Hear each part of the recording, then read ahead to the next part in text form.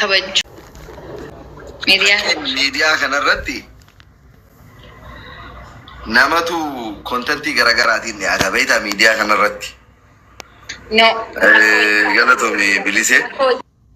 Isaanii akka hojii nuti finnee dhufnu otoo hin taane akka namummaa isaatiitti. No, waan ittiin jaalattuu fi waan ittiin hin jaalannetu dura siigalee kontentii garaagaraa qaba namuu. Ka koomediin dhufu jira, ka siyaasaan dhufu jira, ka waan nama qarqaaruudhaan dhufutu jira siigalee. Yaa dhugaadha. Kanaafiyyuu mee fakkeenya ati nama akkamii jaalatta? Ati fakkeenya miidiyaa kanarra namaan hojjetu jaalatta? Nama waan gaarii hojjetu, nama gargaaru, nama waan gaarii nama gorsu. Akkasii hin fedhaan nama akkasii nan takkatatta. Anama fakkeenya akka Itoophiyaatti waan gaarii nama hojjetu namni dinqisiifadhu tokko jiraate Maastar Abinnaati fakkeenyaaf.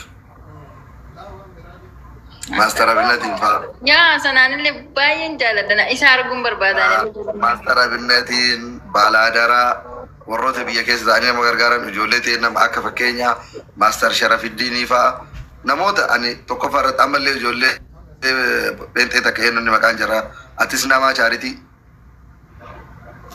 Atis nama moo maal jedha? Eenyu? Ijoollee Protestaantii takkiin atis nama moo eenyu chaaritii ka jedhu karaa deemaa. Ani baay'ee tokkoffaa irratti miidiyaa kanarra namni an dinqisiifadhu. Namni an yoo argillee itti gammadu. Eenyu yoo olitti hayyuu siyaasaa feetee olitti abbaa qabeenyaa feetee olitti feemasii abbaa feetee olitti osoo argeellee namni anabu osoo argeellee namni an itti gammadu namoota hojii tola ooltummaa waan gaarii hojjetan. Siigalee miskiina meeqa garaa jiisan namoota akkasiiti bakka nama waan feemasii namni kana fuura iyyuu fakkaatu dhugaa sitti maal.